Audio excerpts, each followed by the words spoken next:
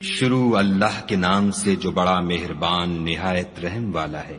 وہ ذات پاک ہے جو ایک رات اپنے بندے کو مسجد الحرام یعنی خانہ کعبہ سے مسجد اقصی یعنی بیت المقدس تک جس کے گردا گرد ہم نے برکتیں رکھی ہیں لے گیا تاکہ ہم اسے اپنی قدرت کی نشانیاں دکھائیں۔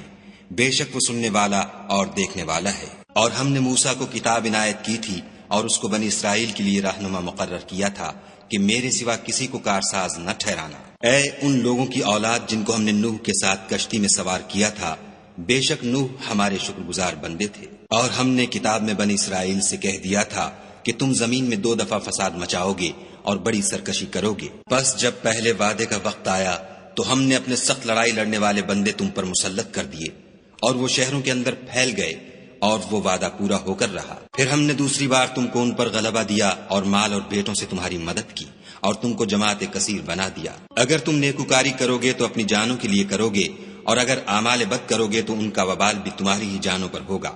پھر جب دوسرے وعدے کا وقت آیا تو ہم نے پھر اپنے بندے بھیجے تاکہ تمہارے چہروں کو بگاڑ دیں، اور جس طرح پہلی دفعہ مسجد بیت المقدس میں داخل ہو گئے تھے اسی طرح پھر اس میں داخل ہو جائیں، اور جس چیز پر غلبہ پائیں اسے تباہ کر دیں۔ امید ہے کہ تمہارا پروردگار تم پر رحم کرے، اور اگر تم پھر وہی حرکتیں کرو گے تو ہم بھی وہی پہلا سلوک کریں گے، اور ہم نے جہنم کو کافروں کے لیے قید خانہ بنا رکھا ہے۔ یہ قرآن وہ رستہ دکھاتا ہے جو سب سے سیدھا ہے، اور مومنوں کو جو نیک عمل کرتے ہیں بشارت دیتا ہے کہ ان کے لیے اجر عظیم ہے، اور یہ بھی بتاتا ہے کہ جو آخرت پر ایمان نہیں رکھتے ان کے لیے ہم نے دکھ دینے والا عذاب تیار کر رکھا ہے۔ اور انسان جس طرح جلدی سے بھلائی مانگتا ہے اسی طرح برائی مانگتا ہے، اور انسان جلد باز پیدا ہوا ہے۔ اور ہم نے دن اور رات کو 2 نشانیاں بنایا ہے، رات کی نشانی کو تاریک بنایا اور دن کی نشانی کو روشن، تاکہ تم اپنے پروردگار کا فضل یعنی روزی تلاش کرو اور برسوں کا شمار اور حساب جانو۔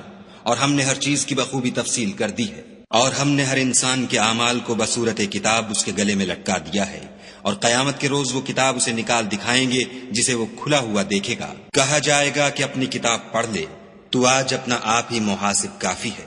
جو شخص ہدایت اختیار کرتا ہے تو اپنے لیے اختیار کرتا ہے، اور جو گمراہ ہوتا ہے تو گمراہی کا ضرر بھی اسی کو ہوگا۔ اور کوئی شخص کسی دوسرے کا بوجھ نہیں اٹھائے گا، اور جب تک ہم پیغمبر نہ بھیج لیں عذاب نہیں دیا کرتے۔ اور جب ہمارا ارادہ کسی بستی کے ہلاک کرنے کا ہوا تو وہاں کے آسودہ لوگوں کو فواحش پر معمور کر دیا تو وہ نافرمانیاں کرتے رہے، پھر اس پر عذاب کا حکم ثابت ہو گیا اور ہم نے اسے ہلاک کر ڈالا۔ اور ہم نے نوح کے بعد بہت سی امتوں کو ہلاک کر ڈالا، اور تمہارا پروردگار اپنے بندوں کے گناہوں کو جاننے اور دیکھنے والا کافی ہے۔ جو شخص دنیا کی آسودگی کا خواہش مند ہو تو ہم اس میں سے جسے چاہتے ہیں اور جتنا چاہتے ہیں جلد دے دیتے ہیں، پھر اس کے لیے جہنم کو ٹھکانہ مقرر کر رکھا ہے جس میں وہ نفرین سن کر اور درگاہ خدا سے راندہ ہو کر داخل ہوگا۔ اور جو شخص آخرت کا خواستگار ہو اور اس میں اتنی کوشش کرے جتنی اسے لائق ہے اور وہ مومن بھی ہو تو ایسے ہی لوگوں کی کوشش ٹھکانے لگتی ہے۔ ہم ان کو اور ان کو سب کو تمہارے پروردگار کی بخشش سے مدد دیتے ہیں، اور تمہارے پروردگار کی بخشش کسی سے رکی ہوئی نہیں۔ دیکھو ہم نے کس طرح بعض کو بعض پر فضیلت بخشی ہے، اور آخرت درجوں میں دنیا سے بہت برتر اور برتری میں کہیں بڑھ کر ہے۔ اور خدا کے ساتھ کوئی اور معبود نہ بنانا کہ ملامتیں سن کر اور بے کس ہو کر بیٹھے رہ جاؤ گے۔ اور تمہارے پروردگار نے ارشاد فرمایا ہے کہ اس کے سوا کسی کی عبادت نہ کرو، اور ماں باپ کے ساتھ بھلائی کرتے رہو۔ اگر ان میں سے ایک یا دونوں تمہارے سامنے بڑھاپے کو پہنچ جائیں تو ان کو اف تک نہ کہنا اور نہ انہیں جھڑکنا، اور ان سے بات ادب کے ساتھ کرنا، اور عجز و نیاز سے ان کے آگے جھکے رہو، اور ان کے حق میں دعا کرو کہ اے پروردگار جیسا انہوں نے مجھے بچپن میں شفقت سے پرورش کیا ہے تو بھی ان کے حال پر رحمت فرما۔ جو کچھ تمہارے دلوں میں ہے تمہارا پروردگار اس سے بخوبی واقف ہے۔ اگر تم نیک ہوگے تو وہ رجوع لانے والوں کو بخش دینے والا ہے۔ اور رشتہ داروں اور محتاجوں اور مسافروں کو ان کا حق ادا کرو، اور فضول خرچی سے مال نہ اڑاؤ، کہ فضول خرچی کرنے والے تو شیطان کے بھائی ہیں، اور شیطان اپنے پروردگار کی نعمتوں کا کفران کرنے والا یعنی ناشکرا ہے۔ اگر تم اپنے پروردگار کی رحمت یعنی فراخ دستی کے انتظار میں جس کی تمہیں امید ہو ان مستحقین کی طرف توجہ نہ کر سکو تو ان سے نرمی سے بات کہہ دیا کرو، اور اپنے ہاتھ کو نہ تو گردن سے بندھا ہوا یعنی بہت تنگ کر لو کہ کسی کو کچھ دو ہی نہیں، اور نہ بالکل کھول ہی دو کہ سبھی کچھ دے ڈالو، اور انجام یہ ہو کہ ملامت زدہ اور درماندہ ہو کر بیٹھ جاؤ۔ بے شک تمہارا پروردگار جس کی روزی چاہتا ہے فراخ کر دیتا ہے، اور جس کی روزی چاہتا ہے تنگ کر دیتا ہے۔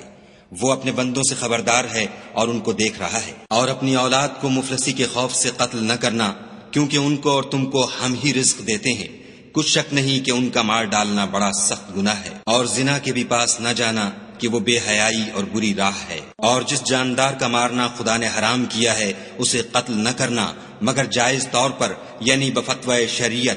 اور جو شخص ظلم سے قتل کیا جائے ہم نے اس کے وارث کو اختیار دیا ہے کہ ظالم قاتل سے بدلہ لے، تو اس کو چاہیے کہ قتل کے قصاص میں زیادتی نہ کرے کہ وہ منصور و فتح یاب ہے۔ اور یتیم کے مال کے پاس بھی نہ پھٹکنا مگر ایسے طریق سے کہ بہت بہتر ہو، یہاں تک کہ وہ جوانی کو پہنچ جائے۔ اور عہد کو پورا کرو کہ عہد کے بارے میں ضرور پرسش ہوگی۔